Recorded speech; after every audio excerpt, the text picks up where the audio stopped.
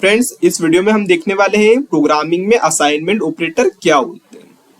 जो assignment operator होते हैं हमारे, वो एक वैल्यू को एक वेरिएबल में असाइन करने के लिए यूज होते हैं। जैसे हमने पहले देखा था इंट a इक्वल टू 10, ये हमने पहले देखा था। जो इक्वल टू वाला ही ये असाइनमेंट ऑपरेटर होता है, मीन्स ये 10 को a के अंदर असाइन करता है।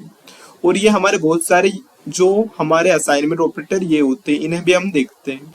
तो मैं आपको डायरेक्ट कोड में बताता हूँ जिससे आपको अच्छे से समझ में आएगा। जैसे हम एक वेरिएबल बना लेते हैं इंट a। हमने एक वेरिएबल बना लिया और इसमें हम वैल्यू को भी असाइन कर देते हैं कुछ को। जैसे हमने इसके अंदर हमने 10 को असाइन कर दिया। अगर हमें इसमें a के अंदर हमें और कुछ को ऐड करना है, जैसे हम करते हैं a equal to a plus 5।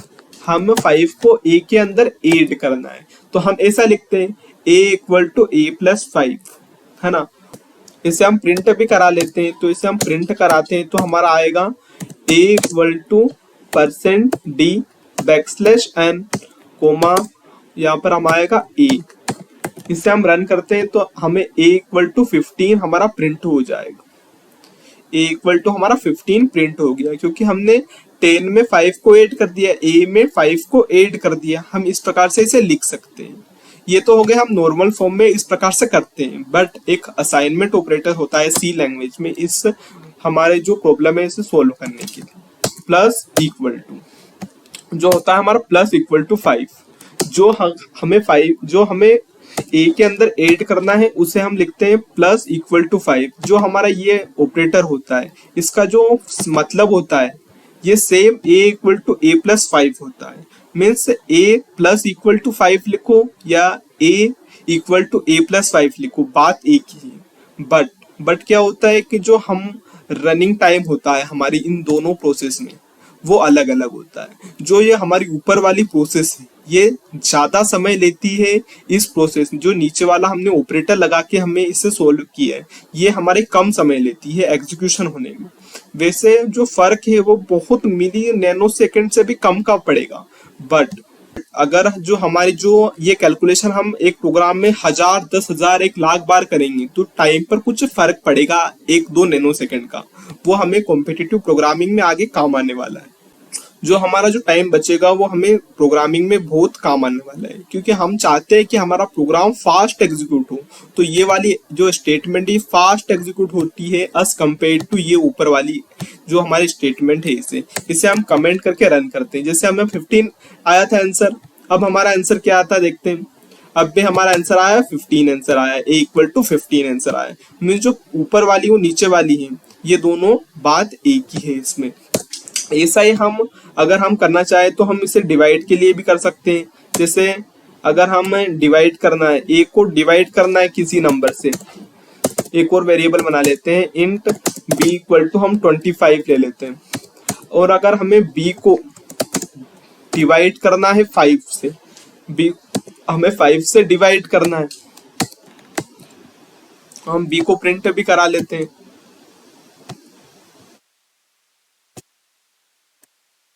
हम b को प्रिंट कराएंगे तो हमारा a डिवाइड बाई जो 5 है वो आ जाएगा।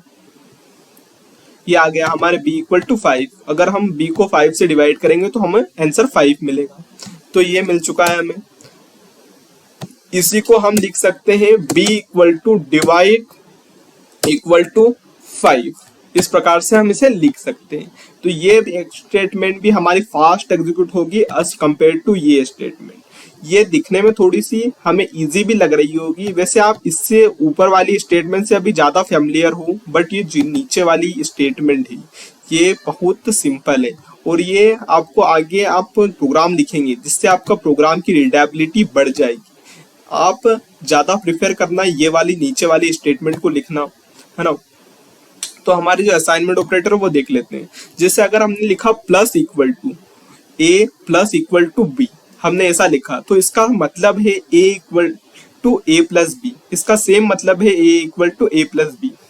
अगर हमने लिखा minus equal to means a minus equal to b, means इसका मतलब है a equal to a minus b। Multiply equal to लिखा हमने तो इसका मतलब है a equal to a multiply by b।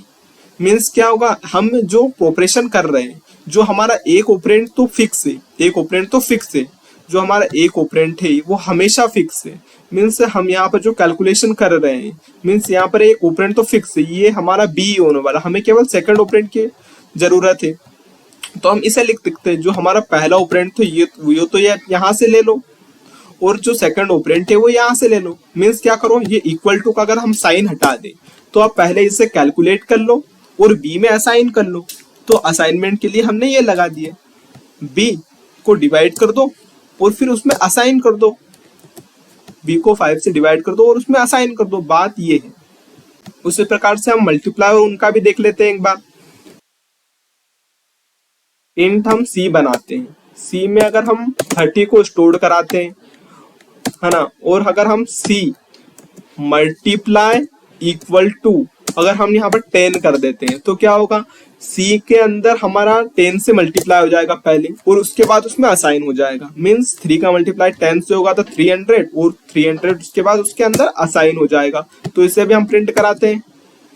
और इस फिर हम एक डिवाइड का भी देख लेते हैं, इंट डी इक्वल टू हम जिसके अंदर हम 20 को स्टोर कराते हैं और हम डी इक्वल टू लिखते हैं, डी माइनस इक्वल टू 5 करते हैं हम।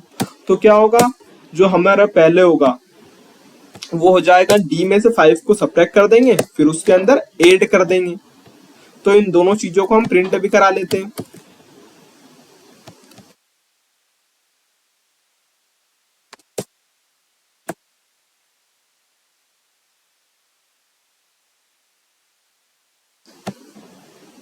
ये हमारा आंसर आ गया। जैसे हमने ए की वैल्यू 10 थी, उसमें 5 को ऐड कर दिया 15 आ गया। बी की वैल्यू 25 थी, उससे 5 से डिवाइड कर दिया तो 5 आ गया। सी की वैल्यू 30 थी तो हमने उसे 10 से मल्टीप्लाई कर दिया 300 आ गया। डी की वैल्यू 20 थी, उससे हमने 5 से माइनस कर दिया, 5 माइनस कर दिया उसके अंदर, तो हमारा 15 आंसर आ गया। फ्रेंड्स, अगर आपको समझ में आ गए हैं कि असाइनमेंट ऑपरेटर क्या होते हैं तो इस वीडियो को लाइक कर दें, चैनल को सब्सक्राइब कर दें और हमारे जो नोट्स है उन्हें आप डिस्क्रिप्शन बॉक्स में दी गई लिंक से डाउनलोड कर सकते हैं और हमारे कोर्स को जरूर एक्सेस करें। तो इस वीडियो में इतना ही, मिलते हैं हम नेक्स्ट वीडियो में। तब तक के लिए कीप लर्निंग, कीप एक्सप्लोरिंग।